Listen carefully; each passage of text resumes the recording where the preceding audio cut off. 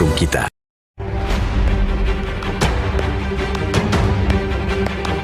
Fahri Hamzah, politisi Partai Gelora, mengajak netizen untuk bertaruh siapa calon yang akan menjadi tersangka usai kalah sekali putaran.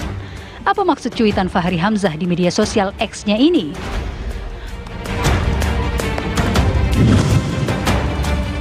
Prabowo Subianto dalam beberapa kali kampanye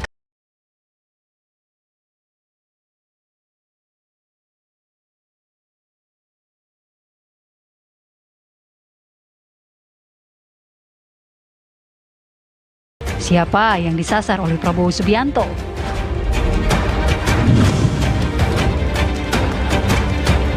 Tragis, 6 orang pemandu lagu tewas akibat kebakaran di sebuah tempat karaoke di Tegal, Jawa Tengah. Apa penyebab kebakaran ini? Saksikan ulasan selengkapnya hanya di Apa Kabar Indonesia Malam.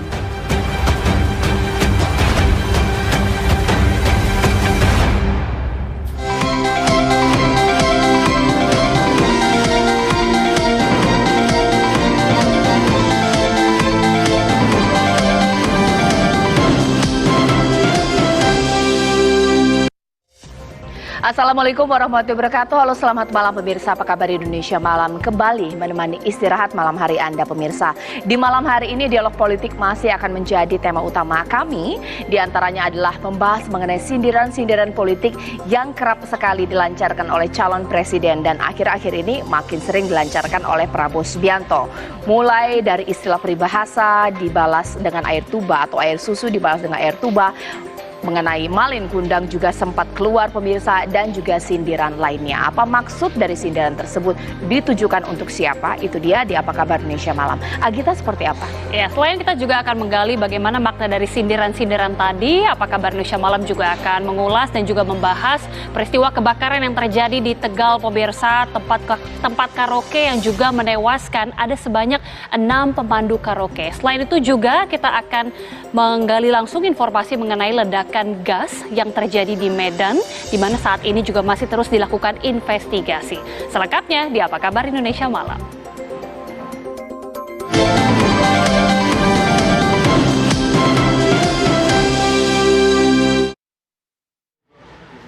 Kita awali Apa Kabar Indonesia Malam dari informasi pertama pemirsa. Yusril Iza Mahendra hari ini diperiksa di Barreskrim Mabes Polri sebagai saksi meringankan tersangka mantan Ketua KPK Firly Bahuri dalam kasus pemerasan terhadap ex-Menteri Pertanian Syahrul Yassin Limpo. Pakar Hukum Tata Negara sekaligus Ketua Umum Partai Bulan Bintang Yusril Iza Mahendra hari ini hadir di Barreskrim sebagai saksi. Pemeriksaan berlangsung di gedung Direktorat Tindak Pidana Korupsi, namun Yusril datang terlambat. Yusril diperiksa dengan kapasitasnya sebagai saksi meringankan dalam kasus tindak pidana mantan Ketua KPK Firly Bahuri, di mana Firly telah diperiksa sebanyak 3 kali sebagai tersangka untuk kasus dugaan pemerasan mantan Mentan Syahrul Yassin Limpo. Polda Metro Jaya menetapkan Firly Bahuri sebagai tersangka untuk kasus pemerasan SYL.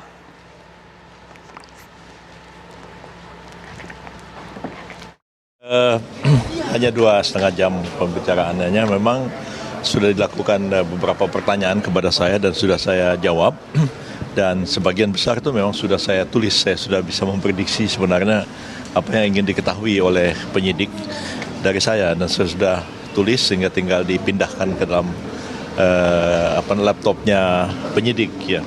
Hal baru yang ditanyakan kepada saya adalah betul-betul faktor-faktor yang meringankan pada Pak Firly yang kiranya dapat dipertimbangkan nanti oleh penyidik, ya, sehubungan dengan pemeriksaan yang sedang berlangsung pada beliau ini. Saya mengatakan begini, ini kan persoalan mentersangkakan seorang ketua KPK itu kan bukan pekerjaan yang sederhana, ya, karena ini adalah aparat penegak hukum dan kekhawatiran saya adalah kalau nanti satu saat terjadi masalah antara Mabes Polri dengan KPK seperti yang terjadi di masa yang lalu. Saya menerangkan ini dari perspektif saya sendiri, baik dari sudut keilmuan maupun juga dari fakta-fakta yang selama ini berkembang sehubungan dengan kasus Pak Firly. Jadi yang agak fokus mengenai fakta itu mengenai foto. Tadi sudah saya jelaskan mengenai foto itu, dan menurut saya sih foto itu nggak bisa menerangkan apa-apa. Hanya foto orang lagi duduk begitu kan nggak, kecuali pidato itu rekaman video, mungkin Pak Firly-nya meras Pak Yasin atau minta duit sama Pak Yasin. Itu kan nggak cuma foto orang duduk begitu, nggak menerangkan apa-apa.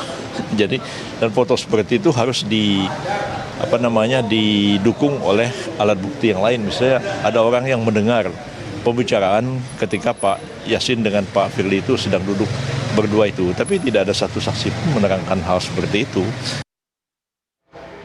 Pemirsa, sejumlah tokoh lintas agama yang tergabung dalam Gerakan Nurani Bangsa lakukan pertemuan dengan Presiden ke-6 Indonesia SBY di kediamannya di Cikeas, Jawa Barat. Pertemuan ini membahas mengenai pentingnya transisi kepemimpinan melalui pemilu yang adil, damai, dan bermartabat.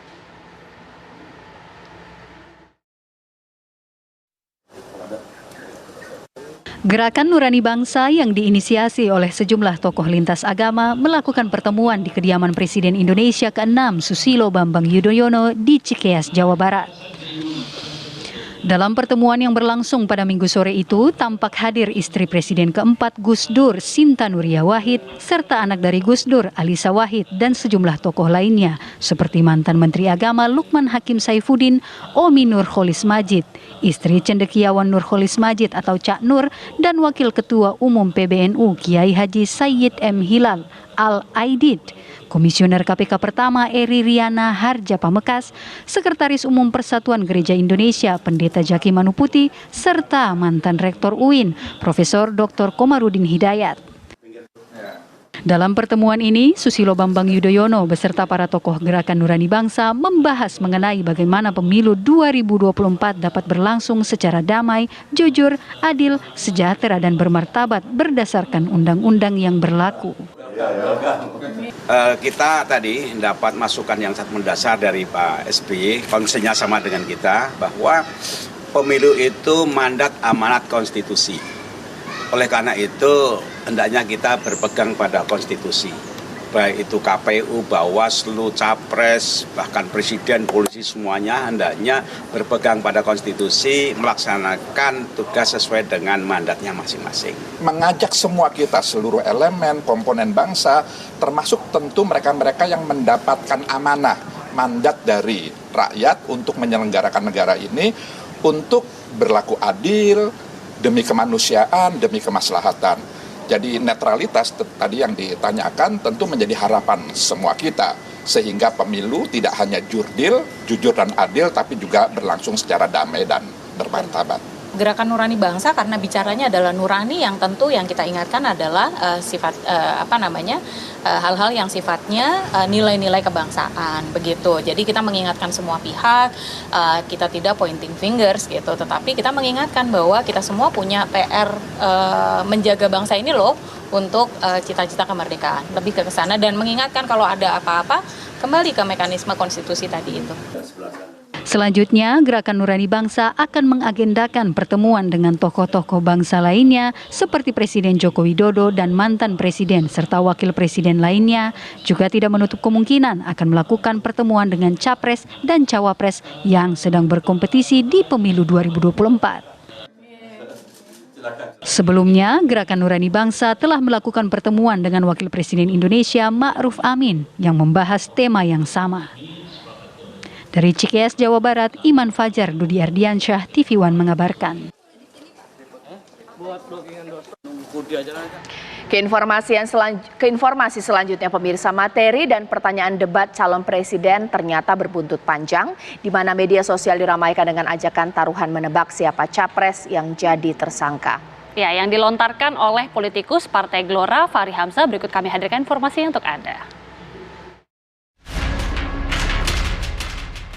Debat calon presiden tahun 2024 yang berlangsung pada tanggal 7 Januari 2024 lalu berbuntut panjang. Simpatisan maupun tim pemenangan yang tidak terima atas performa penampilan debat maupun pertanyaan calon presiden lain ramai-ramai memainkan psikis pemilih di media sosial. Isu hak guna lahan yang dilontarkan oleh pasangan nomor urut 1 menjadi bola liar. Bahkan sempat membuat gaduh suasana debat calon presiden kemarin. Sebelum saya menjawab pertanyaan itu, saya mengklarifikasi tadi data yang meleset. Maaf Pak Prabowo, angkanya terlalu kecil. Bukan 320 hektar, tapi 340.000 hektar. Saya klarifikasi. Kemudian Itu pun salah. melanjutkan Itu pun salah. atas apa yang Bapak. perlu saya sampaikan. Mas Anies, Pak itu Prabowo. jangan Pak Prabowo. Pak Prabowo, Pak Prabowo, mohon maaf, ini mohon nanti tenang ada dulu kesempatannya, hadirin. baik. Mohon tenang. Harap tenang. Mohon tenang.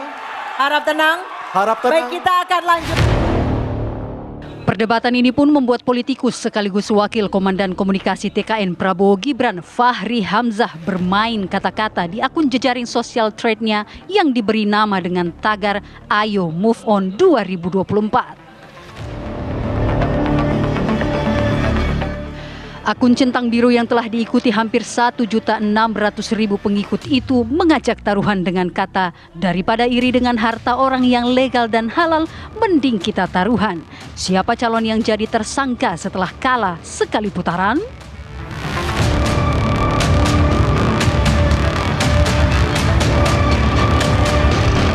Tantangan Fahri itu mengundang reaksi masyarakat dan politikus lawan politik pasangan calon nomor urut 2. Politikus Partai Nasdem pun dibuat resah tantangan taruhan yang dilemparkan oleh Fahri Hamzah.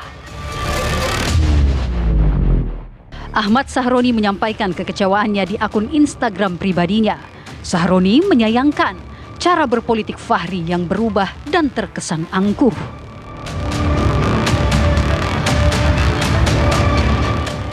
Tidak hanya itu, pasangan calon presiden nomor urut 3 pun dibuat gusar. Di tengah kunjungan Ganjar Pranowo di Nganjuk, Jawa Timur, ia pun mengomentari soal hal tersebut. Ia mengatakan tidak takut akan tekanan dan ancaman. Politik semacam itu pun merupakan politik yang hanya bikin kita takut orang saja, katanya. Ganjar juga menambahkan, kalau ada kecurangan dan ancaman, segera laporkan. Tim TV One mengabarkan.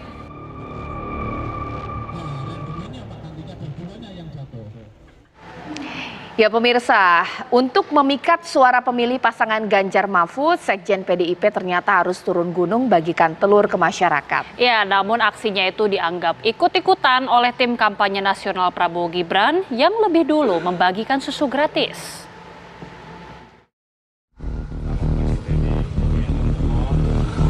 Pertempuran ide, program dan gagasan pasangan calon presiden dan wakil presiden tahun 2024 semakin ketat. Mulai dari perang kata-kata di media sosial hingga bagi-bagi makanan kepada masyarakat. Mesin partai bergerak lebih cepat menguras keringat untuk menaikkan elektoral. Di Pasuruan, Jawa Timur, kader Partai Demokrasi Indonesia Perjuangan dan pendukung Ganjar Mahfud membagikan ribuan telur dan minyak sayur gratis. Mereka door to door dari pintu ke pintu warga untuk menyampaikan salam serta program dan visi misi Capres nomor urut 3 Ganjar Pranowo dan Mahfud MD. Tidak hanya kader partai dan para pendukung, Sekjen PDIP Hasto Kristianto pun turun gunung belusukan dan membagikan telur kepada warga Rusun Tanah Tinggi, Johar Baru, Jakarta Pusat.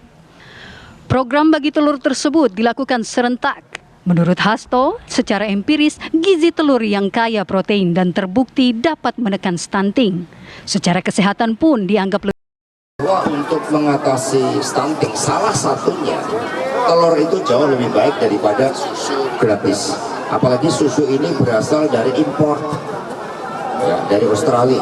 Maka kita membangun semangat berdikari di dalam mengatasi stunting. Maka telur ini sangat efektif, itu berdasarkan penilaian para ahli gizi. Entah kebetulan atau tidak, calon wakil presiden nomor urut 1 Muhaimin Iskandar pun turun ke lapangan memantau peternak ayam dan telur di Blitar, Jawa Timur. Muhaimin mengkritik regulasi permainan harga telur yang tidak stabil dan merugikan para peternak.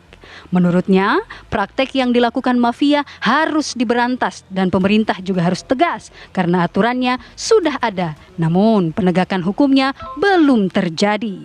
Ini problematika yang pelik bisa diatasi pada dua hal. Yang pertama, ada mafia penjual telur yang mestinya integrator itu berfungsi memproduksi telur untuk khusus bibit ayam, bukan untuk dijual ke masyarakat. Karena itu tugas pemerintah penegakan hukum agar tidak ada lagi namanya HE, telur untuk ditetaskan, itu tidak boleh dijual ke rakyat. Yang intinya nanti kembalikan peternak telur ini kepada rakyat, bukan kepada perusahaan-perusahaan besar. Aturannya sebetulnya sudah ada, tapi penegakan hukumnya tidak terjadi. Pria yang akrab disapa dengan panggilan Caimin itu juga menambahkan soal pengaturan pakan ternak yang harus melibatkan Presiden. Di tengah dua pasangan calon nomor urut 1 dan 3 yang mengampanyekan soal telur, tim kampanye nasional Prabowo Gibran tergelitik.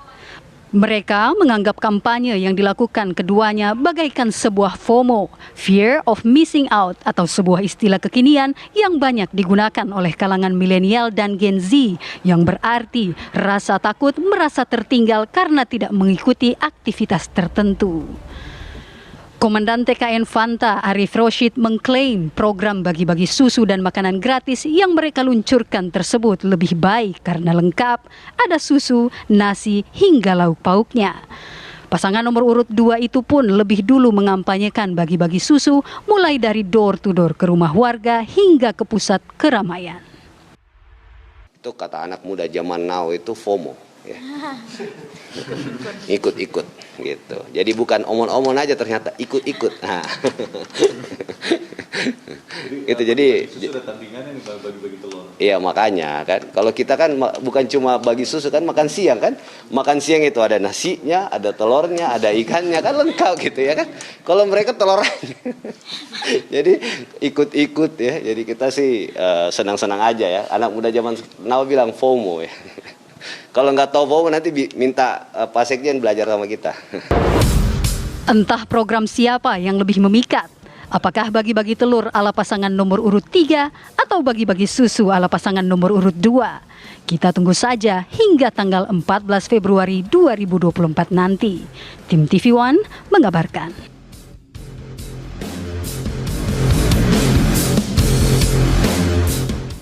Kita ke informasi selanjutnya, tim Lab 4 Polda Jateng Senin sore terjun ke lokasi kebakaran yang menewaskan 6 pemandu lagu di New Orange, Kota Tegal, Jawa Tengah.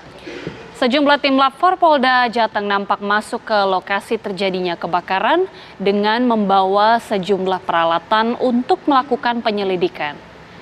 Seperti diketahui sebelumnya, New Orange Karaoke, Kota Tegal, Jawa Tengah pada Senin pagi terbakar di lantai 2. Di mana kebakaran pemirsa ini diduga terjadi akibat hubungan arus pendek listrik. Akibat kebakaran, 6 orang pemandu lagu tewas akibat mengalami sesak nafas. Sementara 6 lainnya termasuk pegawai Dishub yang ikut serta menolong para korban terjebak kebakaran harus menjalani perawatan di RSUD Kardinah Kota Tegal. Aku komen.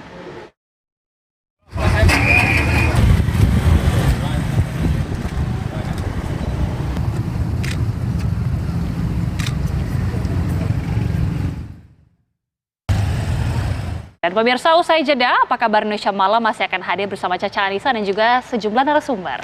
Betul sekali pemirsa, sesaat lagi kita akan bahas mengenai dialog di malam hari ini mengenai sindiran-sindiran politik yang kerap sekali dilontarkan oleh calon presiden, bahkan menggunakan istilah peribahasa. Pemirsa, apa maksudnya dan ditujukan kepada siapa? Usai jeda berikut.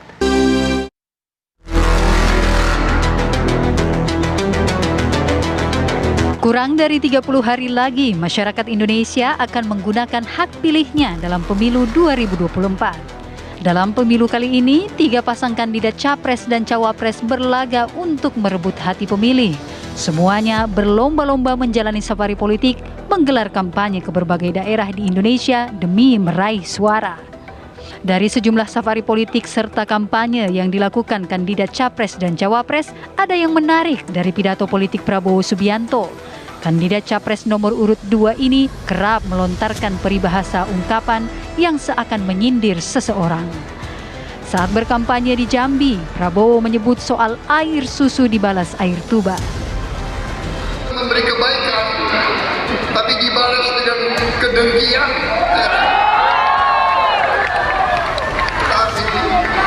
Tapi nenek moyang kita sudah mengajarkan, ya kan? Dia mengajar kita hati-hati. Sering air susu dibalas dengan air. Tapi nggak apa-apa, ya kan? Tidak apa-apa. Tak hanya peribahasa air susu dibalas air tuba, Prabowo Subianto juga menyebut soal Malin Kundang saat berkampanye di Medan Sabtu 13 Januari lalu. Kita harus menghormati, menghargai, mensyukuri pemimpin-pemimpin kita yang baik, yang bekerja untuk rakyat, yang menjaga republik ini. Kita jangan menjadi Malin Kundang. Jangan kita kebaikan kita balas dengan pengkhianatan. Jadi payah dibalas dengan kedengkian. Jangan. Sebenarnya, apa maksud peribahasa yang dilontarkan Prabowo Subianto saat berpidato di kampanyenya? Siapa pula yang dimaksud Prabowo dengan peribahasa atau ungkapan ini? Apakah pidato ini akan berpengaruh terhadap elektabilitasnya nanti? Tim TV One mengabarkan.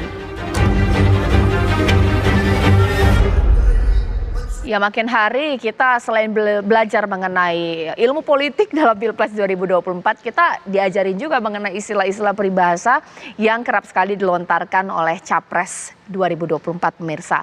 Mulai dari air susu dibalas air tuba, istilah Malin Kundang. Kita tahu bahwa ada maksud di balik sindiran politik tersebut ditujukan untuk siapa dan apa responnya. Sebenarnya masyarakat Indonesia suka tidak sih dengan sindiran-sindiran seperti ini pemirsa, akan mendongkrak elektabilitas mereka atau tidak, atau justru menjadi bumerang. Itu akan saya bahas di Apa Kabar Indonesia malam hari ini. Di studio TV One di sini Mas Nyarwi Ahmad sudah bersama dengan saya. Assalamualaikum Mas. Salam, malam, Cak. Mewakili 01 di sini Bang Geis Khalifa. Selamat malam. Assalamualaikum Bang Geis. Assalamualaikum, selamat malam, Cak, dan semua. Mewakili 02 di sini ada Bang Andre Rosiade. Bang Andre, selamat malam. Assalamualaikum. Ya, selamat malam. Waalaikumsalam Caca, Bang Ges, Mas Nyarwi, dan juga Mas Imam. Ya, Mas Imam di sini mewakili 03. Selamat malam. Assalamualaikum. Waalaikumsalam warahmatullahi wabarakatuh. Mbak Caca, selamat malam. Bang Ges, Mas Nyarwi, ini senior ada Bang Andre. Malam. Baik, saya tidak mengatakan bahwa istilah peribahasa sindiran ini paling banyak dari 02 ya pemirsa ya. Tapi akhir-akhir ini ada dua istilah yang kerap sekali dilontarkan. Mulai dari Malin Kundang, air susu dibalas air tuba. Ini ditujukan kepada 01 Bang Andre atau seperti apa? Langsung saja nih, tembak langsung. Bang Andre. Baik Caca, pertama pesan Pak Prabowo itu adalah pesan umum untuk seluruh pendukung. Jadi Pak Prabowo hanya mengulangi nilai-nilai leluhur nenek moyang kita yang sudah terangkum dalam pepatah air susu dibalas dengan air tuba. Beliau mengingatkan kalau ada orang yang membantu kita, maka janganlah dibalas dengan kejahatan. Yang kedua adalah ada juga ajaran nenek moyang kita, hati-hati.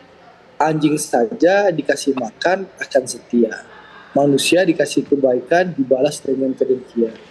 Ini kan pesan kampanye yang sangat bagus. Sesuai ajaran nenek moyang kita. Bapak dan ibu guru kita. Dan kedua orang tua kita. Jadi kalau ada yang menafsirkan ya itu adalah sindiran kepada orang tertentu, itu hak masyarakat. Yang jelas Pak Prabowo sudah biasa menyampaikan hal ini, hal-hal yang seperti itu kepada kami untuk mengingatkan kita semua, mengingatkan kami semua supaya tetap berjalan dalam koridor yang benar, yang sesuai adab, sesuai etika, jangan lupa terhadap kebaikan orang yang sudah membantu kita, jangan karena kita ambisi, jangan kita ingin mencari kekuasaan, kita menghalalkan segala cara. Itu hal-hal yang lumrah saja. Tapi kalau ada yang tersindir, yang merasa tersinggung, ya biarkanlah masyarakat yang menilai. Seperti itu Caca. Baik. Lalu yang terakhir soal elektabilitas saja. Tadi ada pengantar. Apakah itu berpengaruh kepada elektabilitas ya? Saya bersyukur ya. Kami di TKN 02 bersyukur bahwa alhamdulillah perlahan tapi pasti survei Pak Prabowo sekarang sudah mendekati angka 50%. Kalau tidak salah sudah 48, nyaris 49. Ini patut kita syukuri. Jadi dan itu kan terkonfirmasi juga dengan pertemuan-pertemuan 01 dan 03 supaya ya mungkin punya ide, punya gagasan. Dengan pertemuan-pertemuan mereka berharap kemenangan 02 satu putaran bisa dihentikan. Tapi jelas, alhamdulillah faktanya survei Pak Prabowo dan Mas Gibran meskipun diserang kanan kiri, alhamdulillah kami syukuri rakyat terus memberikan dukungan dan sekarang sudah mendekati angka 50%. Begitu Caca. Baik, meskipun itu dikatakan sebagai istilah yang umum ditujukan, bukan untuk justifikasi paslon tertentu, tapi pakai logika masyarakat, Bang Geis, ya ini untuk Pak Anies ini. Apa responnya disindir seperti itu? Ini adalah cara menurunkan kualitas pilpres kita menjadi persoalan personal. Jadi kalau Anies di mana-mana melakukan kampanye dengan desak Anies, lalu ada selepet imin, yang ini bicaranya tentang hati yang luka, nangis, cengeng, lalu menyatakan bahwa air susu dibalas air tuba, tetapi menurut Andri itu adalah hal yang umum, hal yang biasa, pesan nenek moyang kita. Dramatisasinya nggak perlu, karena sebenarnya itu adalah sindiran yang kita semua tahu. Menarik ke belakang, Anies itu, saya hadir di Masjid Sunda Kelapa. Pernyataan Pak Prabowo, sebenarnya yang saya minta adalah Anies, tapi dia komit dengan warga Jakarta selama 5 tahun. Ada kata 5 tahun dari Pak Prabowo. Saya nggak tahu Andri hadir apa nggak di situ, tapi saya hadir di Masjid Sunda Kelapa.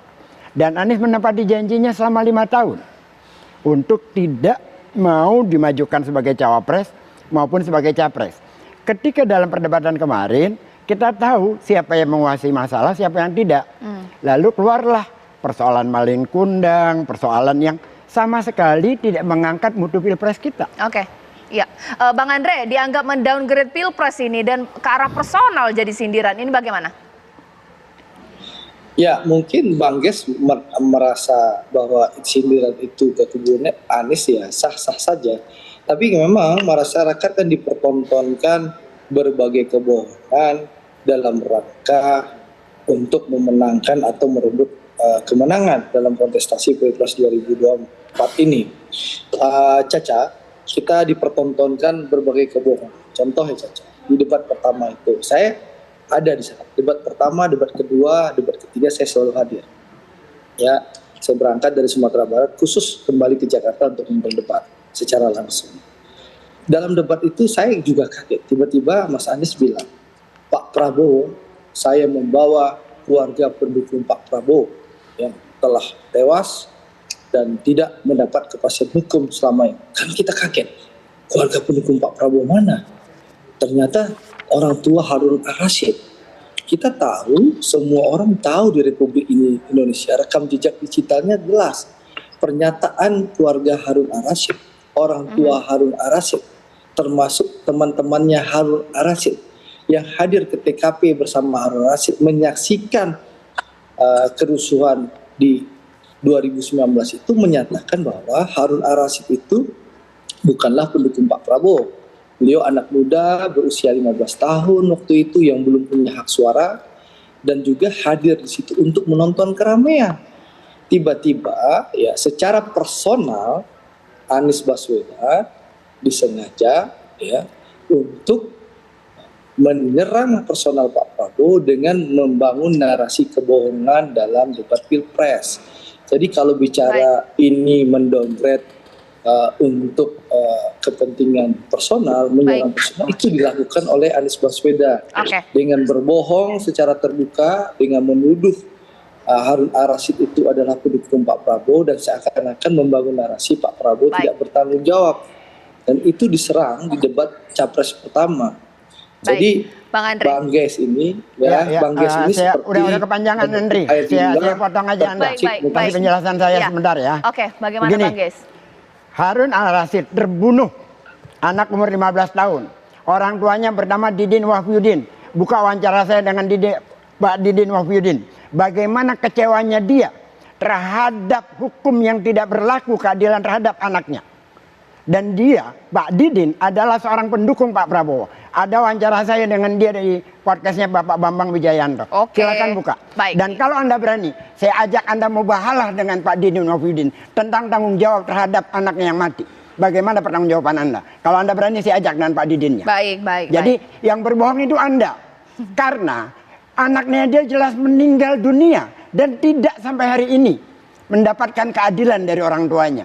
Sedangkan Pak Didin mengakui secara terbuka bahwa dia adalah pendukung Pak Prabowo. Apa sikap Anda? Anda membelokkan persoalan itu menjadi kesalahan kepada Anies. Itu sama sekali bukan punya mental yang baik, saya ditahan kira. dulu, Itu nanti. adalah pembohongan publik yang Anda lakukan.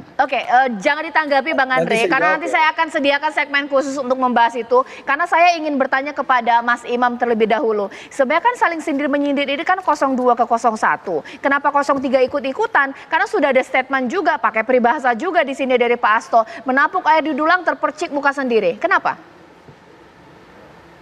Pertama, saya lagi mencoba merasakan, saya kok jadi tahu gitu ya rasanya jadi Mas Ganjar gitu di debat ketiga gitu ya. 01 dan 02 panas gitu ya, beradu perdebatan, dan kita bisa menikmati dialektikanya. Kalau soal dialektika, rima, kemudian peribahasa, tentu di satu sisi harus kita syukuri karena berarti politik kita punya level kesusastraan gitu ya, dan mudah-mudahan menjadi edukasi bagi publik gitu. Dan kalau Mas Hasto tentu bisa dibilang kita sebenarnya pada proses berpolitik sama-sama harus mengedepankan fatsun, nilai, etik, karena itu melampaui banyak hal. Ini yang kita ingin terus dorong karena hadirnya Prof. Mahfud, hadirnya Mas Ganjar Pranowo berpolitik secara ideologis, menjunjung tinggi nilai-nilai demokrasi, dan kita benar-benar berjarak bagi pihak-pihak yang tidak menghormati etika. Sehingga dalam perjalanan politik, semenjak kita mendeklarasikan Mas Ganjar dan Prof. Mahfud, itu yang kita pegang, itu yang kita gunakan.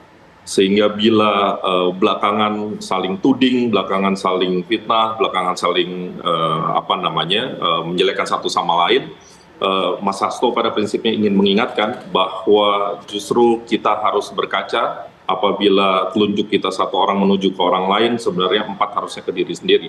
Dan kami saat ini, Mas Ganjar, Prof. Mahfud, sebenarnya tidak terlalu banyak memberikan perhatian kepada hal-hal tersebut atau gimmick-gimmick tersebut. Kami justru sekarang lagi sibuk mempopulerkan 21 program unggulan, Mas Ganjar lagi sibuk tidur di rumah-rumah warga, Prof. Mahfud dengan tim peluru tak terkendalinya sedang sibuk nongkrong bareng-bareng anak muda, dan hal-hal yang sifatnya gimmick yang saling sindir dan seterusnya itu menjadi perhatian tetapi bukan menjadi fokus, karena ujung dari hal yang sedang kita perbincangkan adalah partisipasi publik terhadap demokrasi. Dan tadi kalau Bang Andre mengklaim satu putaran, kami justru lagi khawatir jangan-jangan bukan 02 yang satu putaran, malah 03 yang satu putaran, karena rasanya yang paling rajin, yang paling giat itu adalah Mas Ganjar dan Prof. Mahfud. Dan dulu Bang Adian Napitupulu pernah bilang gitu ya, ada orang kaya, ada orang pinter, ada orang beruntung. Yang menang jangan-jangan yang rajin, dan kita sama-sama tahu tampaknya yang paling rajin sekarang adalah insya Allah Mas Ganjar dan Prof. Mahfud bersama TPN. Ya. Nanti saat lagi saya akan tanya kepada Mas Nyarwi, sindiran politik untuk Pilpres 2024 ini apa sih maksudnya? Apakah supaya tidak terlalu kelihatan kalau ini memang sudah semakin panas, atau jangan-jangan ada sakit hati yang luar biasa di balik sindiran politik ini? Sesaat lagi di Apa Kabar Indonesia Malam. Kalau Mas Nyarwi sendiri mengartikan dari makna sindiran yang ditujukan ini apa ya? Apakah memang ini Pilpres sudah semakin memanas, ada luka lama, sakit hati yang gimana cara mengungkapkan supaya orang yang disindir ini sadar atau bagaimana ya? Ya, saya sendiri skeptis kalau para elit kita itu baperan. Ya mungkin ada unsur itu manusiawi, tetapi tidak mungkin menunjukkan itu di tempat publik ya, di ruang publik. Kalau sindiran ini maknanya gini, Chris, ada 3 hal. Yang pertama jelas ya, seringkali gitu ada kritik-kritik yang mau disampaikan, tetapi untuk menyampaikan ini kan sangat kompleks. Maka kalau dipilih dengan kata-kata yang kasar itu tidak patut. Maka yang dipilih kemudian adalah seperti mulai dari pantun. Elit kita kan beberapa tahun terakhir punya tradisi berpantun. Nah sekarang masuk ke peribahasa. Nah kenapa peribahasa? Karena peribahasa ini, nah ini alasan yang kedua juga, itu sudah banyak dipahami oleh masyarakat kita. Kalau orang cerita Malin Kundan, udah ngerti dari anak kecil diceritain gitu ya. Air susu balas air tuba, banyaklah peribahasa-peribahasa seperti itu gitu. Nah itu saya kira untuk menangkap makna yang secara imajinatif masyarakat paham maksudnya apa. Nah yang ketiga ini yang menarik sebenarnya, ini bagian dari penghalusan attacking campaign. Ya, attacking campaign. Kita bisa melihat model menyerang itu kan di debat. Tetapi ada banyak data riset juga yang menunjukkan seringkali attacking itu kan dampaknya bisa dua. Satu bisa kemudian mampu mendowngrade, tapi sisi lain juga bumerang efek. Yang tadi menepuk air di dulang terpercik ke muka, nah itu bumerang efek sebenarnya. Ya, nah itu contoh. Nah, saya kira pola penghalusan itu dimaksudkan supaya apa? Supaya bumerang efek itu nggak ada. Nah kita kan juga melihat, apalagi yang keempat ini tradisi orang Indonesia, kita dalam budaya debat kritik itu belum sepenuhnya bagus atau mapan. Seringkali orang itu merasa terganggu dengan adanya debat atau bahkan kritik gitu ya.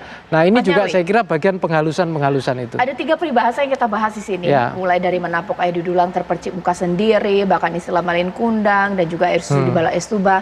Sindiran ini kan banyak, ada sinisme, ada sarkasme. Menurut Mas Nyarwi, untuk sindiran ini atau mungkin dari 02 ke 01 termasuk sinisme atau sarkasme sudah? Ya kalau menurut saya masih sinisme aja lah, belum sarkastik lah. Belum. Karena begini, itu hal yang wajar untuk, ini tadi saya belum selesai ya. Ini kan yang menarik untuk Pilpres kali ini, itu peribahasa digunakan sebagai instrumen retorika. Dan retorika yang dimaksudkan di sini adalah menyerang pada aspek etos, karakter. Ya, makanya tadi sampai muncul sosok Prabowo ini sebenarnya bagaimana sih?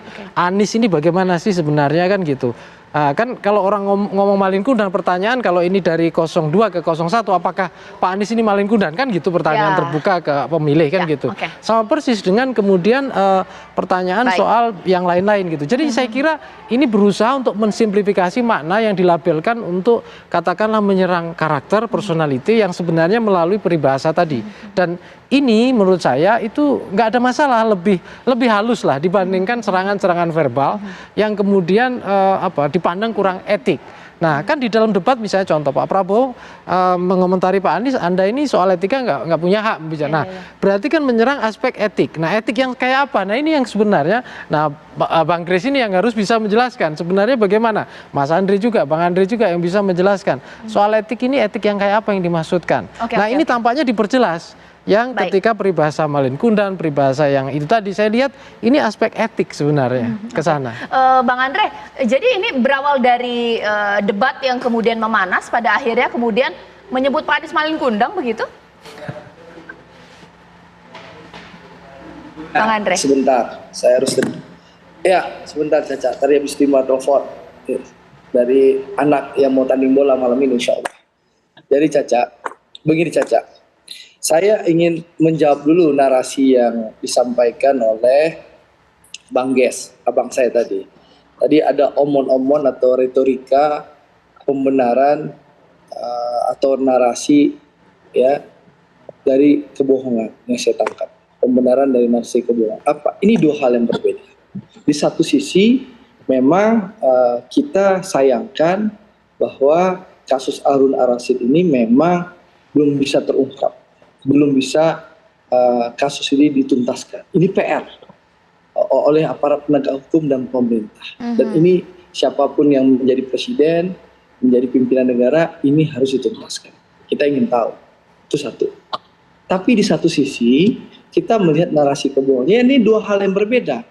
Ya, bagaimana serangan personal Anies Baswedan terhadap Pak Prabowo dengan membangun narasi bahwa Anies Baswedan menyampaikan secara terbuka. Coba Bang Ges dengar kalimat-kalimat Anies Baswedan itu dari satu persatu bagaimana Mas Anies, saya membawa warga pendukung Pak Prabowo yang tewas menjadi korban. Jadi menyampaikan kepada rakyat Indonesia, kan kami kaget. Saya duduk di kursi, saya lihat siapa keluarga yang mana. oh ternyata Harun Ar-Rasyid, dan rekam jejak digitalnya jelas Bang Des, ya, bahwa Harun Ar-Rasyid itu anak yang bermain, minta izin bermain kepada orang tuanya, dan dia datang menonton keramaian itu, dan kejadiannya di Slipi Bang Des, bukan di depan Bawaslu atau di depan KPU. Dan satu hal Bang Ges yang perlu Bang Ges pahami sekali lagi ya, ini dua hal yang berbeda. Jadi jangan sampai Bang Ges membangun narasi kebohongan untuk membenarkan kebohongan yang disampaikan Mas Anies lagi, gitu loh. Apa susahnya sih jujur, gitu loh.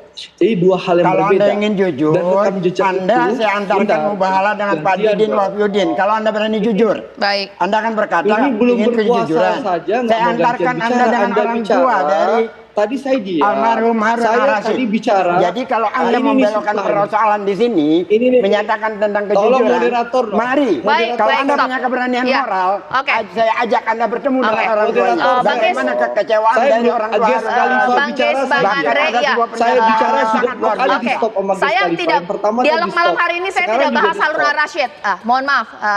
Untuk ditahan dulu ya, karena kita akan membahas bahwa karena ini tuduhan kami berbohong, ini kan harus diklarifikasi. Jadi Ges Khalifa ini memang Anda berbohong. Podcast baru, korbannya ada jelas, orang tuanya jelas. Anda membelokkan kepada persoalan pada Pak Prabowo. Anda berbohong. Sekarang saya ke Mas Imam. Mas Imam, boleh kemudian menanggapi Mas Imam di sini sebenarnya. Saya lagi bicara, Ges Khalifa dibiarkan bicara. Iya. Kita tadi Ges Khalifa bicara, saya diam loh. Iya, ini baik. demokrasi. Bang Andre. Punya keberanian moral untuk bertanggung jawab terhadap itu. Bang Ges, stop. Kita tidak membahas mengenai Harun Ar-Rasyid. Baik, oke. Bicara siapa? Baik, sekarang saya mungkin ingin ke Mas Imam terlebih dahulu. Memang ini akan semakin memanas ya ketika kita pasti setiap orang punya apa ya, merasa punya klaim atas jawaban kebenaran dari sendiri secara personal. Iya, pasti saya hargai itu. Tapi mohon, karena waktu saya juga tidak banyak membahas segmentasi ini, bahwa mendekati menggunakan hak suara, sindiran politik ini kian kencang. Tapi mungkin saya ingin ke 03 terlebih dahulu. Mas Imam, kenapa kemudian justru seakan menambah bahwa sindirannya kan kepada 01 gitu. Kenapa kemudian sedikit banyak ada sindiran yang khusus juga ditujukan untuk dari 03 ke 02 terlebih lagi kita mendengar istilah semacam kata pengkhianat ya, menapuk air di dulang, terpercik muka sendiri. Apakah memang memanfaatkan momen ini untuk keuntungan elektoral, Mas Imam? Saya rasa ruang politik itu harus dimiliki bersama. 03 punya tanggung jawab bahwa berpolitik di Indonesia itu sekali lagi harus menjunjung tinggi etik, dan kita tidak boleh lupa terhadap momen-momen atau momentum-momentum sejarah yang sudah kita lalui. Dan memang kami menilai sastra atau dialektika atau retorika itu punya ruang edukasi dan imajinasi politik tersendiri. Kami ingin sekali sebenarnya membuat ruang politik ini ruang politik yang mencerdaskan kehidupan bangsa, mencerdaskan para pemilih, sehingga politik ini juga bisa menjadi ruang imajinasi bagi masyarakat, bagi publik yang melihat beragam. Kita perlu mengkritik, kita tetap memberikan edukasi terhadap publik.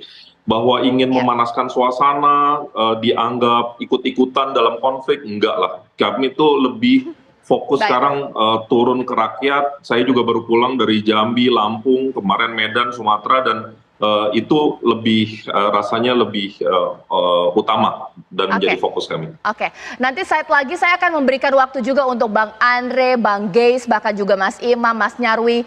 Jadi mungkin saya punya cerita ini abang-abangku. Saya tadi sedang lagi di make up. Anak make up saya sampai cerita begini.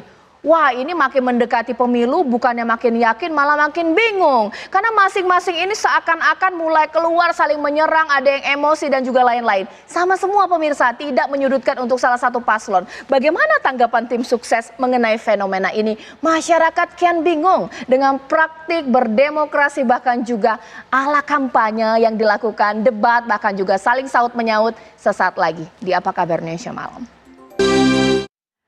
Jadi ini mungkin pertanyaan dari saya aja pemirsa, ketika teman saya ketika lagi make upin saya mengatakan, waduh makin kesini kok malah makin bingung dengan pilihan Pilpres 2024. Jangan-jangan Anda juga sama pemirsa. Mungkin saya ke Bang Geis terlebih dahulu. Ini gimana ini Bang? Memang kalau disindir ada niat kemudian mengklarifikasi, tapi bikin masyarakat jadi alah sama aja gimana Bang Geis? 1,5 menit ya masyarakat pakai nggak timer. bingung, tetapi semakin terdidik, teredukasi pilihannya.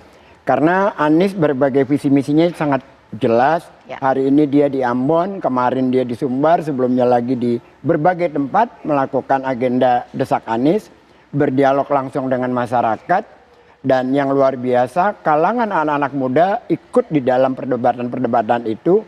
Dan saya kira ini baru pertama kali ada sebuah kontestasi di mana seorang calon presiden tidak sibuk membagi-bagi sembako, tapi sibuk membagi gagasan dan sibuk juga menjawab counter terhadap gagasannya. Ini adalah hal yang luar biasa dan baru pertama kali terjadi. Yang kedua, tadi bicara tentang etika di awal ya. Etika seorang pemimpin adalah menunaikan janji-janji kampanyenya. 23 janji kampanye Anies di Jakarta tuntas. Kampung Akuarium tuntas, Jakarta International Stadium tuntas. Bahkan yang hal-hal di luar itu pun tuntas, air bersih dan banyak lagi hal lainnya. Yang tidak tuntas adalah saya ingin bicara di sini tentang Kampung Bayam. Masyarakatnya kasihan. Sudah dibangun oleh Anies, sudah dijanjikan, sudah mendapatkan nama dan nomor rumahnya. Sampai hari ini belum dapat. Itu bukan hutangnya Anies karena sudah diselesaikan oleh Anies. Tinggal kebijakan daripada PJ Gubernur yang sekarang. Dan yang lain halnya lagi. Yang menurut saya menarik adalah saya terima kasih banyak kepada teman-teman K-popers dengan kreativitas mereka. Membuat sebuah campaign baru dengan berbagai kreativitas yang terjadi. Saya kira ini adalah pendidikan politik yang luar biasa. Pilpres kali ini jauh lebih baik dibanding yang sebelum-sebelumnya. Oke, baik. Sekarang saya ke Bang Andre. Kalau Bang Andre bagaimana nih Bang Andre? Ya, Caca, kalau kita melihat berbagai survei kredibel dari lembaga kredibel yang punya track record dan rekam jejak yang mumpuni, yang selalu bersama hasilnya antara survei dan hasil pemilu mirip, hanya beda margin error 0,5%. Itu kita melihat bahwa sebenarnya masyarakat tidak bingung, Caca. Tapi yang terlihat bahwa masyarakat mayoritas sudah menentukan pilihan, bahwa kita lihat survei Pak Prabowo itu mendekati angka 50%. Jadi insya Allah Prabowo Gibran menang satu putaran itu suatu keniscayaan. Karena itu kita melihat bagaimana 01 dan 03 terus membangun komunikasi untuk coba mengagalkan kemenangan satu putaran. Itu yang pertama. Yang kedua, masyarakat juga bisa menilai secara objektif bagaimana kalau kita mau jujur ya, kalau kita mau jujur menggunakan nurani kita dan kejujuran hati kecil kita, bahwa memang terlihat memang mulai debat pertama, debat kedua kita melihat dan menonton bagaimana memang secara tendensius dan diskenariokan mungkin bahwa memang Mas Anies memang menyerang personal Pak Prabowo, tapi serangan-serangan itu dilakukan dengan narasi-narasi dan data hoax dan penuh kebohongan. Mulai soal tadi, Capres 01 itu menuduh Harun Ar-Rasyid adalah pendukung Pak Prabowo, padahal rekam jejak digitalnya jelas. Itu kebohongan yang pertama. Yang kedua, bagaimana teganya Mas Anies membangun narasi kebohongan Pak Prabowo menghabiskan anggaran 700 triliun membeli barang bekas. Dan ketiga, bagaimana ini soal pertahanan, geopolitik dan hubungan internasional, tapi dibangun narasi seakan-akan Pak Prabowo ya tidak berpihak kepada prajurit dan memiliki tanah yang begitu besar. Jadi ini memang serangan secara personal yang sengaja dilakukan oleh Anies Baswedan kepada Pak Prabowo, dan masyarakat menilai. Bang Andre, apa hasil nilai masyarakat? Kita melihat bagaimana banyaknya pendukung Anies sekarang mendeklarasikan berimigrasi memilih Pak Prabowo. Iya, pemirsa, ini baru pertama kali saya dialog pakai timer supaya nanti mereka tidak saut menyaut ya, adil semuanya, rata ya. Sekarang saya ke Mas Imam. Kalau Mas Imam seperti apa? Yang bikin masyarakat bingung itu makin ke sini waktu kampanye tinggal 1 bulan, tapi mau mendukung Mas Ganjar, mau datang ke acara Mas Ganjar dan Prof Mahfud itu malah banyak yang diintimidasi. Nah, kalau kita makin diintimidasi, justru logikanya berarti kita ini sedang unggul. Jadi yang terakhir kemarin Mas Ganjar menghadiri undangan dari levelnya Purnawirawan TNI Polri saja, banyak yang ditelepon, nggak usah datang, mendingan. Ya ini tanda-tanda bahwa kita sedang unggul, tanda-tanda yang mungkin biasa mengklaim satu putaran sebenarnya tidak seperti itu. Karena data kami tidak hanya menggunakan data survei, tapi data triangulasi dengan persepsi publik, percakapan media dan seterusnya justru berkata sebaliknya. Dan ini membesarkan hati kami, semakin diintimidasi, semakin banyak sekarang di ruang publik kan, ada kerjasama misalnya dugaan antara PJA dengan aparatur setempat, bicara soal bagaimana cara memenangkan paslon tertentu, kita sama-sama tahu misalnya di Batubara sana. Itu kan semakin menggambarkan bahwa sekarang sudah seterbuka itu. Dan Mas Ganjar, Prof. Mahfud semakin bersemangat, kalau memang masyarakat ada yang bingung, jangan bingung-bingung, jangan takut-takut karena ada Pak Mahfud, jangan gentar karena ada Mas Ganjar. Dan bersama rakyat kita akan terus menggeliat, bersama rakyat kita akan memenangkan 2024. Kalau soal komunikasi dengan 01 ya mungkin senasib sepenanggungan, intimidasi juga rasanya banyak dialami teman-teman di 01, nggak sekali dua kali, itu juga yang kami alami, Mbak Caca, dan saya rasa wartawan lebih paham dari kami betapa intimidasi, hal-hal yang di luar etik itu sering terjadi dan seringkali jawabannya selalu satu, adukan saja kalau memang ada, ya emang udah diaduin, tapi masalahnya kan seringkali diaduin nggak ada tindak lanjut yang cukup. Jadi kita kalau ada yang bingung kita akan terus menjelaskan. Oke, sesaat lagi saya ke Mas Nyarwi ya. Mohon maaf Mas Nyarwi, nanti usai jeda berikut bahwa wajarlah mereka saling sindir, mau ngungkapi sesuatu tapi nggak mau straight to the point. Tapi juga wajar juga mengklarifikasi. Mungkin ada yang nggak setuju, tapi masyarakat suka nggak ya? Sesaat lagi.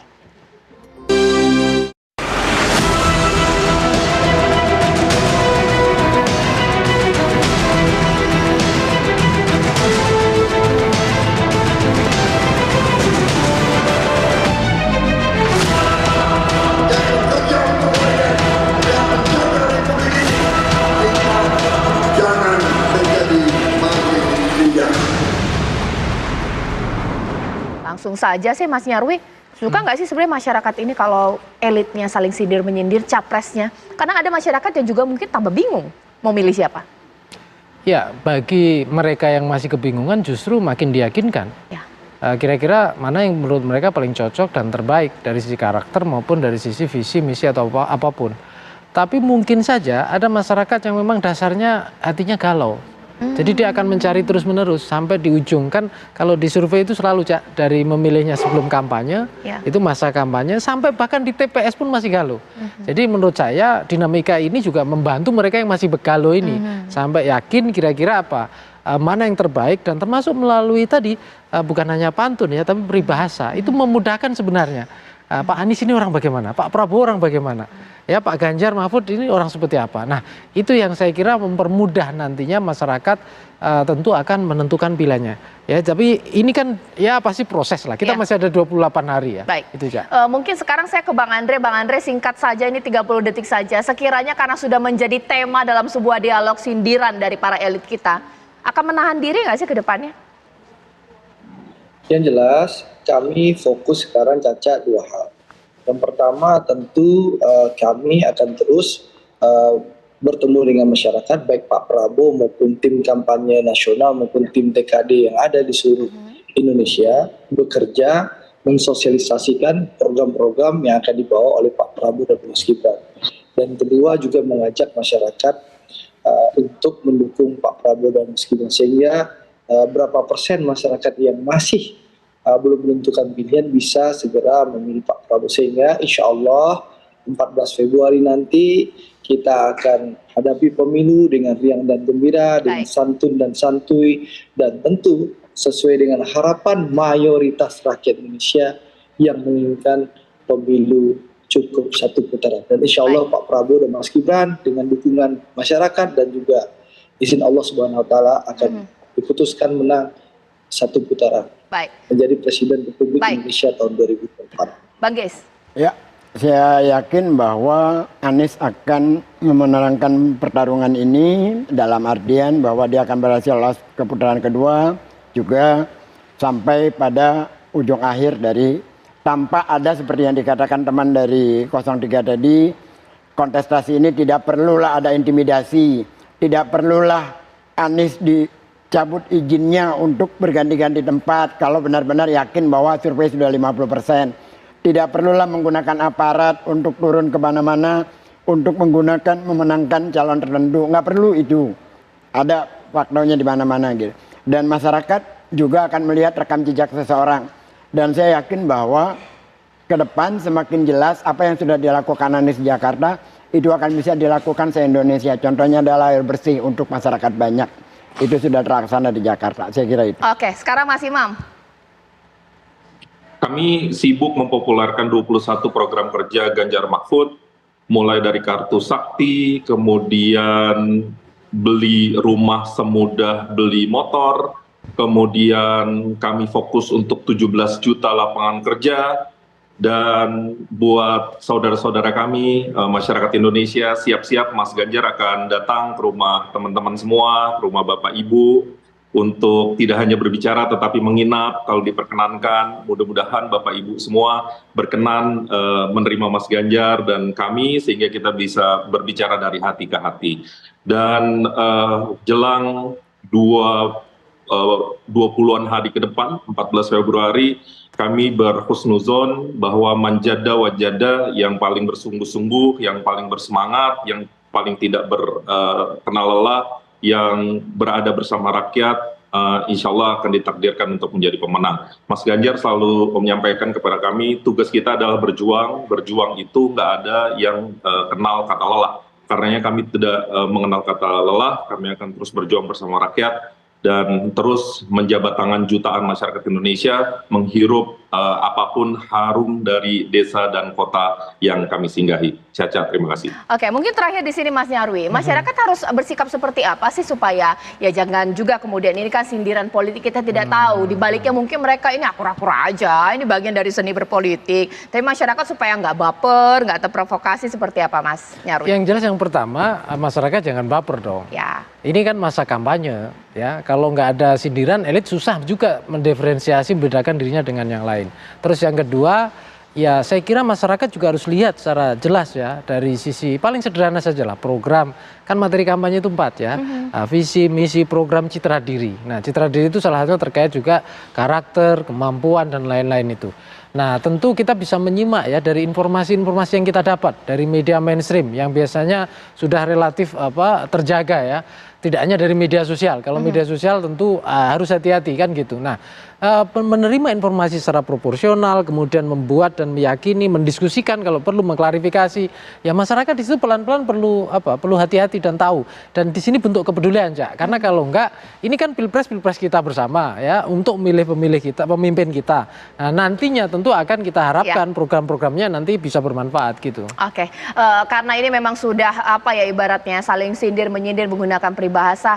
Saya mau kasih pantun penutup ini karena tadi agak intens ya. Jalan-jalan ke Papua, jangan lupa mampir ke Timika. Para elit sindir anggaplah dinamika, kita masyarakat santuy aja. Sesaat lagi rekan saya Agita akan membahas informasi penting. Agita, ada apa? Caca, Anissa dan juga pemirsa, sesaat lagi kita akan menghadirkan informasi lainnya di Apa Kabar Indonesia Malam. Di antaranya adalah kebakaran yang terjadi di Tegal, tepatnya di lokasi karaoke yang menyebabkan ada 6 pemandu karaoke yang meninggal dunia. Sesaat lagi informasinya untuk Anda. Tetaplah bersama kami. Pemirsa, aksi unjuk rasa ratusan perangkat desa se-Kabupaten Mamasa, Sulawesi Barat diwarnai kericuhan. Massa terlibat saling dorong dengan aparat gabungan yang berjaga di pintu masuk kantor Bupati.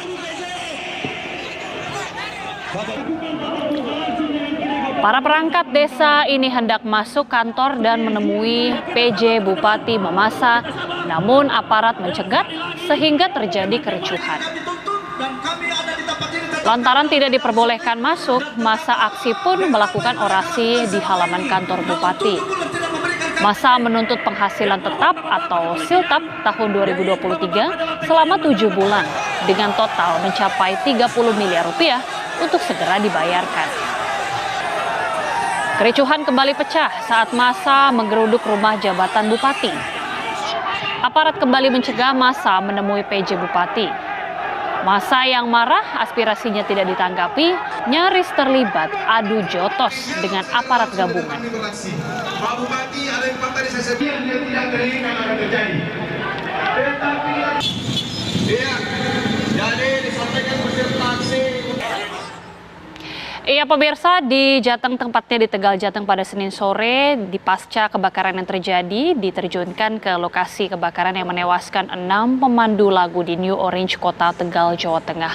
Sejumlah tim Lab 4 Polda Jateng nampak masuk ke lokasi terjadinya kebakaran dengan membawa sejumlah peralatan untuk melakukan penyelidikan. Seperti diketahui sebelumnya, New Orange Karaoke, Kota Tegal, Jawa Tengah pada Senin pagi terbakar di lantai 2, di mana kebakaran diduga terjadi akibat hubungan arus pendek. Akibat kebakaran, 6 orang pemandu lagu tewas akibat mengalami sesak nafas. Sementara 6 lainnya, termasuk pegawai Dishub yang ikut serta menolong para korban terjebak kebakaran ini harus menjalani perawatan di RSUD Kardinah, Kota Tegal.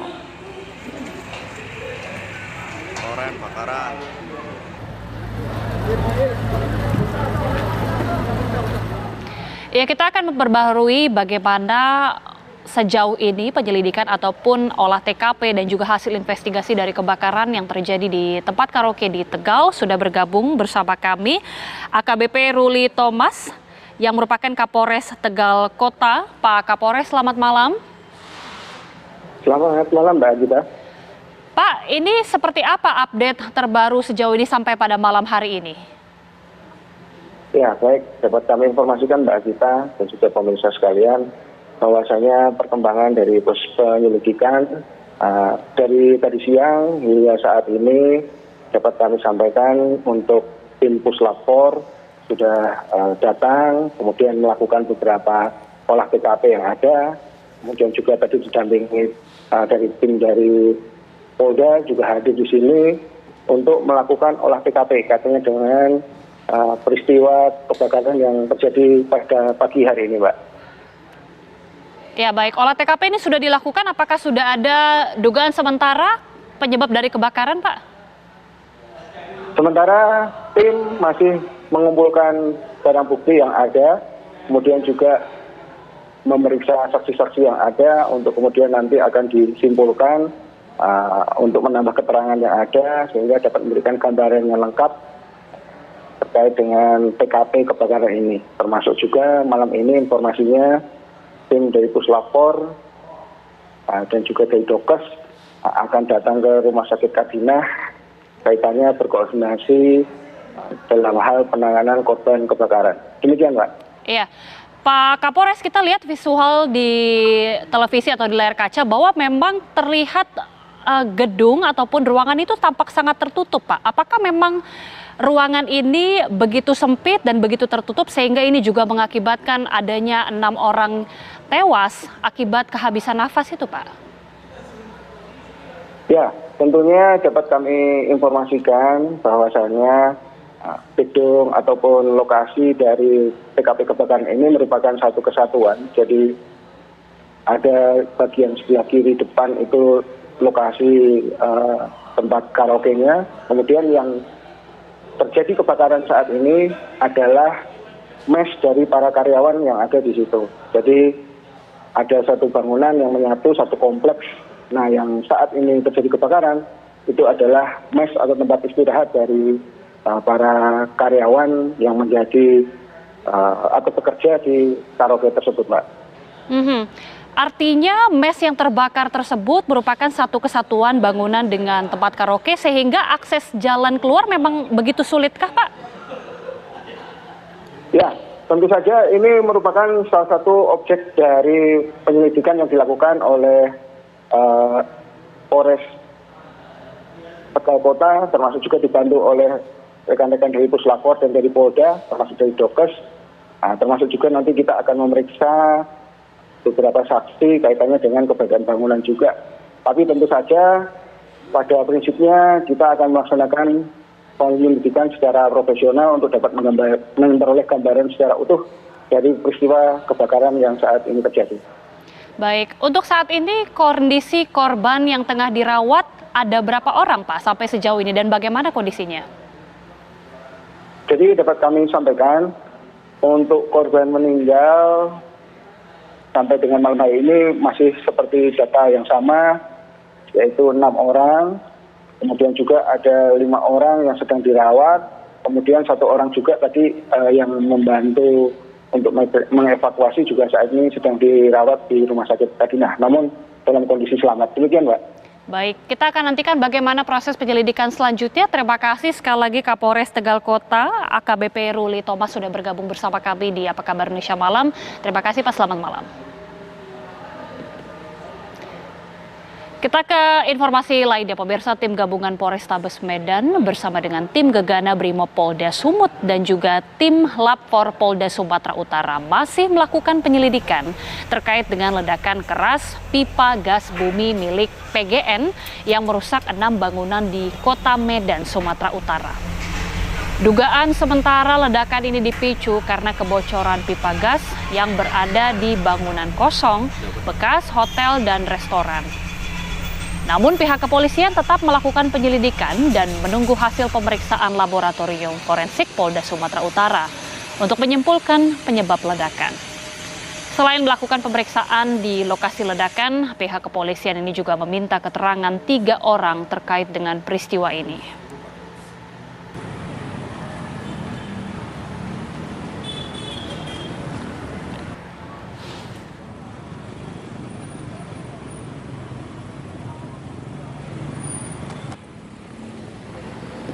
Bagaimana kemudian hasil dari investigasi akibat ledakan tersebut? Kita akan segera memperbarui informasi dengan rekan Nofri Afandi yang berada di Medan, Sumatera Utara. Nofri, bagaimana dengan hasil investigasi terbaru?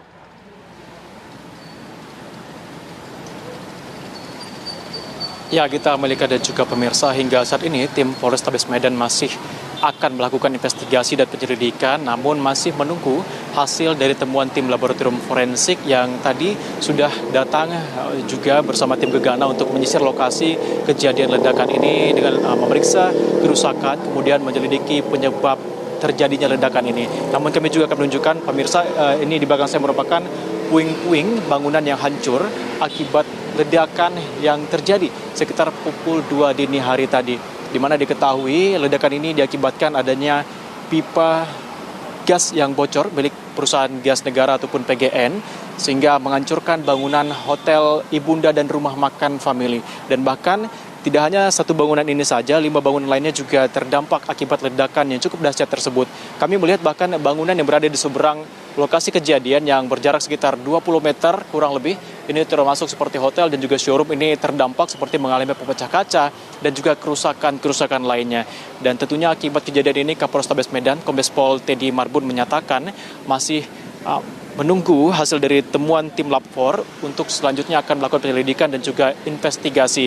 Di mana tadi dikatakan saat ini tim Polrestabes Medan sudah memeriksa 3 orang saksi terkait ledakan yang berada di Hotel Ibunda dan rumah makan family yang berada di Jalan Sisingamangaraja, Kota Medan ini. Di mana ledakan ini menghancurkan bangunan tersebut dan 5 bangunan lainnya, dan bahkan ini terdapat 1 orang korban luka yang cukup parah yang diketahui merupakan seorang tunawisma yang sedang tidur di emperan bangunan Hotel Ibunda ini.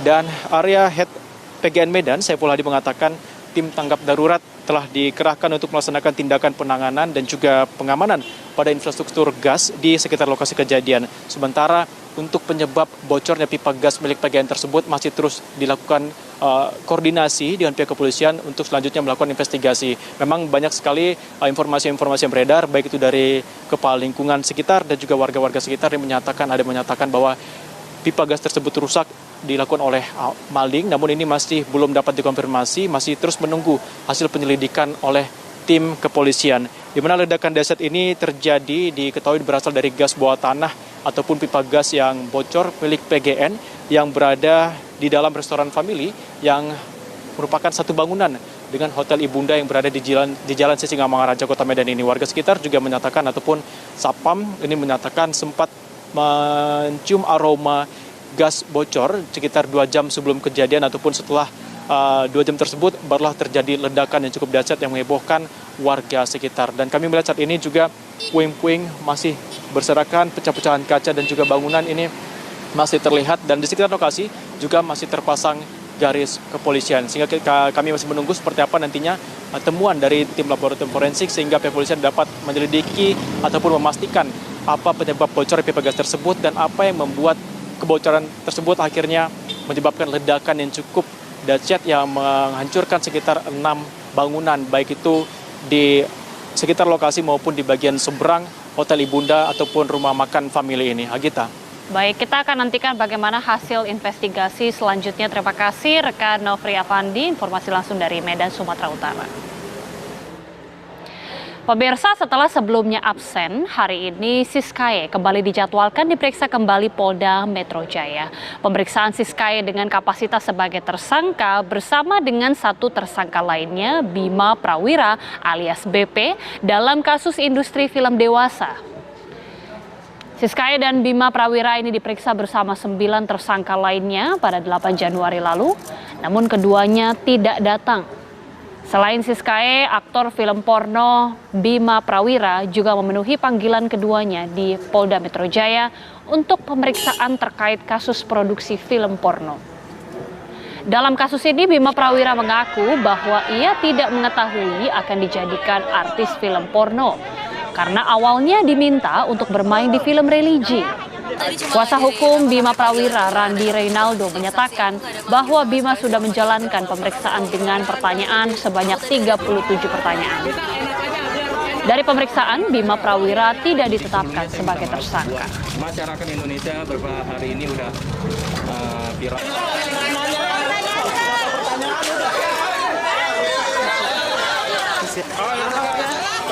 Kawan, duduklah.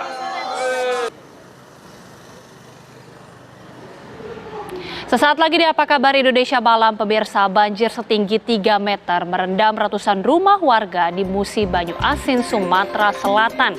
1 rumah warga roboh diterjang banjir. Sesaat lagi kami kembali. Wadimor, tentu sarung kita.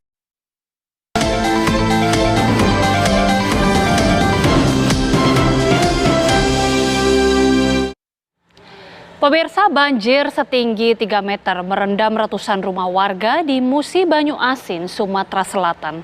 1 rumah warga roboh diterjang banjir. Aparat gabungan BPBD TNI Polri mendatangi lokasi banjir sambil memberikan bantuan serta mengevakuasi warga dari rumah yang terendam banjir.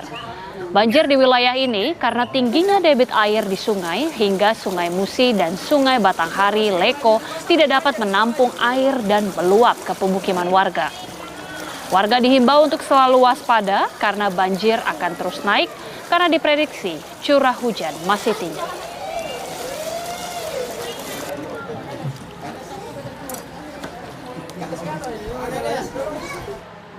Memasuki pekan keempat, jalan lintas timur Sumatera yang menghubungkan Provinsi Riau dengan Jambi maupun sebaliknya masih putus akibat terendam banjir. Akibatnya kemacetan masih terjadi. Petugas berjibaku mengurai kemacetan, mengevakuasi truk yang terperosok menggunakan alat berat. Dan personil ketinggian air yang mencapai 1 meter hanya dapat dilintasi truk-truk berbadan besar yang dipandu oleh petugas. Namun untuk kendaraan roda 2 dan roda 4 yang kecil, petugas tidak memperbolehkan melintas dan mengarahkan untuk memutar balik agar melewati jalan alternatif dari Kabupaten Kuantan Singi yang jaraknya lebih jauh.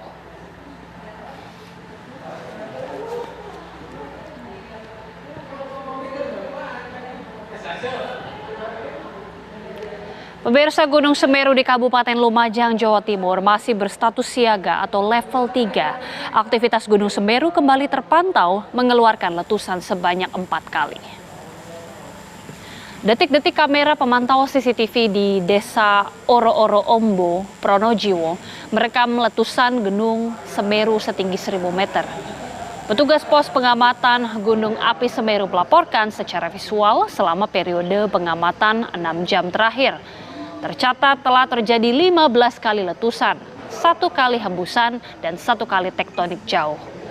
Sementara itu, pihak Badan Penanggulangan Bencana Daerah menyatakan bahwa hingga sejauh ini belum ada dampak yang timbul akibat letusan Gunung Semeru. Namun masyarakat juga harus tetap tenang, waspada, dan berhati-hati saat beraktivitas.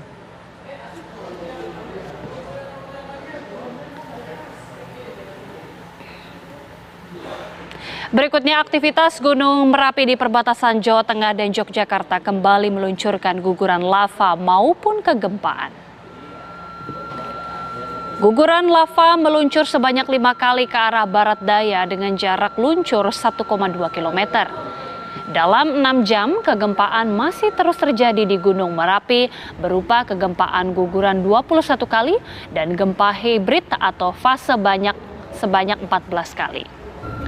Aktivitas Gunung Merapi terpantau mengeluarkan asap berwarna putih dengan intensitas tebal setinggi 75 meter di atas puncak kawah. Hingga kini Balai Penyelidikan Pengembangan Teknologi Kebencanaan Geologi atau BPPTKG Yogyakarta masih menetapkan tingkat aktivitas Merapi pada level 3 atau siaga.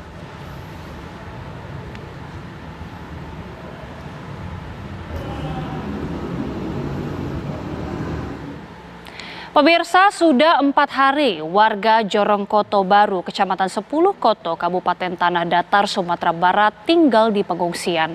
Selama tinggal di pengungsian, warga sudah mulai terserang penyakit. Dinas Kesehatan Kabupaten Tanah Datar, Sumatera Barat menggelar pemeriksaan kesehatan untuk para warga yang mengungsi di daerah 10 Koto, Kabupaten Tanah Datar, Sumatera Barat. Sudah 4 hari di lokasi pengungsian, warga mulai terserang penyakit tenggorokan, flu, dan ispa. Selain melakukan pemeriksaan kesehatan, Dinas Kesehatan juga memberikan bantuan untuk mengantisipasi dampak erupsi. Pemkab Tanah Datar juga menyiapkan posko-posko dan menggelar patroli di area terdekat Gunung Merapi.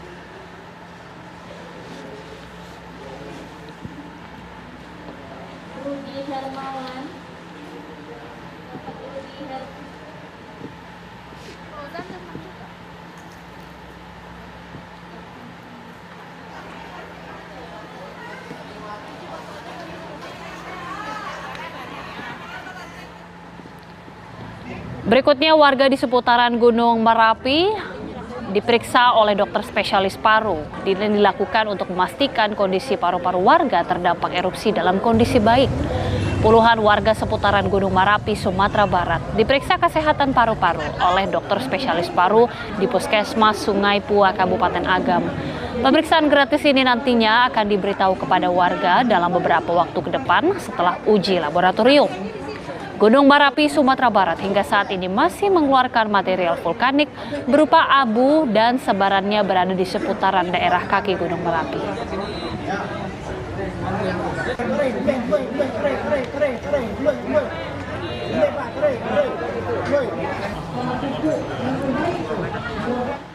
Kita beralih ke informasi lainnya. Calon Presiden nomor urut 1 Anies Baswedan melakukan safari politiknya di Ambon, Maluku. Sementara calon Wakil Presiden nomor urut 1 Caimin menghadiri Haul Masyaikh ke-21 di Ponpes Al Yasin, Pasuruan, Jawa Timur.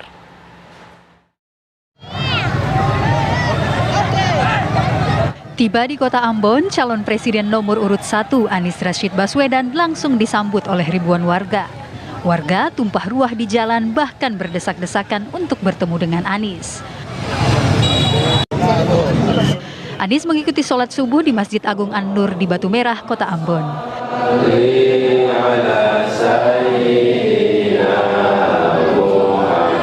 Usai ibadah, Anies menyempatkan berdialog bersama warga. Anies pun menyinggung soal masih banyak anak-anak potensial yang tidak bisa berkembang karena minim fasilitas.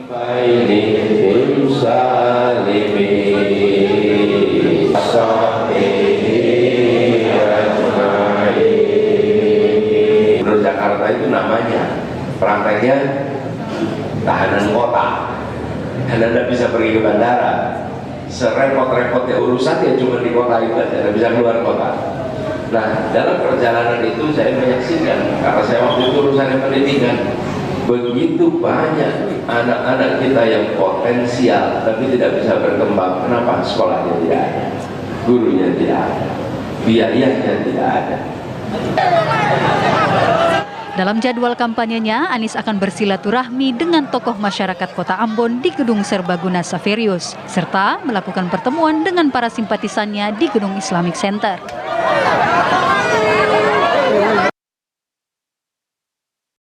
Sementara itu, calon wakil presiden nomor urut 1 Caimin menghadiri Haul Masyayikh ke-21 di Ponpes Al Yasini Pasuruan, Jawa Timur.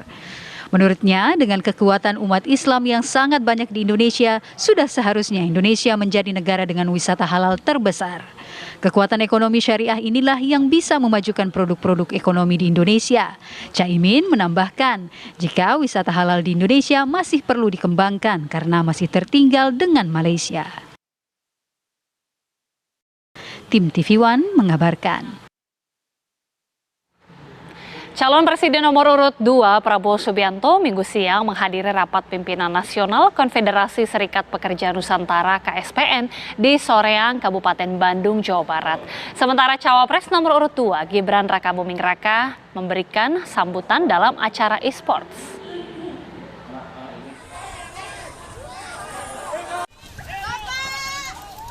Calon Presiden nomor urut 2 Prabowo Subianto disambut ribuan anggota Konfederasi Serikat Pekerja Nusantara KSPN pada Minggu siang saat menghadiri rapat pimpinan nasional KSPN di Soreang, Kabupaten Bandung, Jawa Barat. Rapimnas digelar dengan tema konsolidasi akbar pemenangan satu putaran. Dalam pidato politiknya, Prabowo mengaku senang dapat hadir dalam Rapimnas KSPN dan meminta dukungan sebagai calon presiden 2024 bersama cawapresnya Gibran Rakabuming Raka. Pak Prabowo, persahabatan kita tidak akan pernah putus. Benar? Begitu beliau menang tahun 2019, beliau ajak saya gabung. Ayo Pak Prabowo, mari kita bersama-sama berbakti kepada rakyat Indonesia. Benar? Saudara-saudara, itulah pemimpin yang bijak. Sementara calon wakil presiden nomor urut 2 Gibran Rakabuming Raka hadir dalam pembukaan pertandingan e-sport Mobile Legends di tenis indoor GBK Jakarta kemarin sore.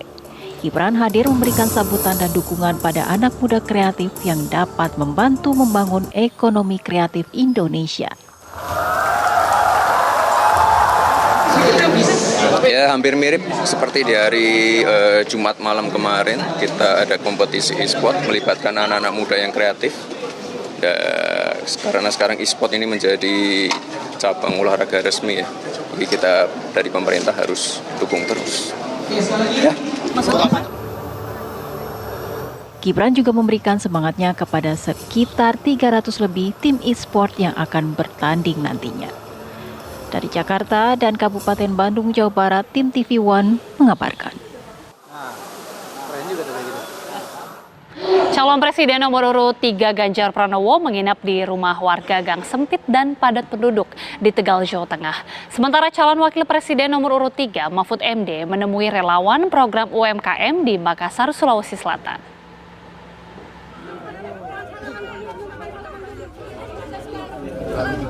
Calon Presiden nomor urut 3 Ganjar Pranowo tiba-tiba mendatangi dan menyapa warga Kelurahan Selerok, Kecamatan Tegal Timur, Tegal, Jawa Tengah. Sontak warga Gang 14 Jalan Arjuna, Kelurahan Selerok ini antusias menyambut kedatangannya. Tanpa jarak dengan warga, Ganjar berbaur dalam kegiatan karaoke bersama menggunakan peralatan seadanya. Setelah itu Ganjar menginap di rumah Waidah, warga setempat. Rumah ini baru direnovasi oleh anak Waidah yang merupakan alumni SMK Jateng Semarang angkatan masuk 2017. Mereka mengaku tidak menyangka sekaligus merasa bahagia rumah mereka di gang sempit dan padat penduduk diinapi oleh calon orang nomor 1 Indonesia. Ganjar mengaku ingin merasakan langsung aspirasi dan keluh kesah masyarakat. Kalau mau duduk di rumah rakyat mendengarkan ya rasakan. Dia akan tahu kondisinya, akan tahu ceritanya, dari hati ke hati, kesehariannya begitu. Maka kita kadang-kadang nggak perlu mendengarkan suaranya, silakan dirasakan saja. Itulah sebenarnya cara kita melihat, membaca, kemudian kita adopsi menjadi sebuah kebijakan.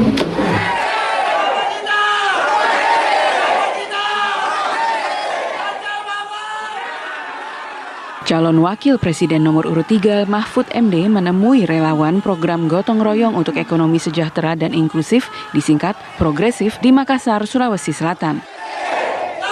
Relawan Progresif Ganjar Mahfud di sana yang berjumlah 10.000 orang gencar menyosialisasikan program pasangan Capres dan Cawapres nomor urut 3 dengan menggait pelaku usaha kecil dan menengah atau UMKM. Mahfud mengatakan UMKM punya peran besar dalam membangun ekonomi kerakyatan di Indonesia. Dan pemirsa, informasi tadi sekaligus menutup perjumpaan kita di Apa Kabar Indonesia Malam. Benar sekali Agita, tapi kita perlu mengingatkan pemirsa TV One bahwa sesaat lagi Anda dapat menyaksikan Fakta dengan judul yakni Bom Waktu Etnis Tionghoa bersama Tiara Harhab. Saya Cece Anissa. Dan saya Agita Maksud saya, bom waktu etnis Rohingya bersama Tiara Harhab dalam Fakta pemirsa. Saya Cece Anissa. Dan saya Agita Malika mengucapkan terima kasih atas kebersamaan Anda. Selamat malam, sampai jumpa.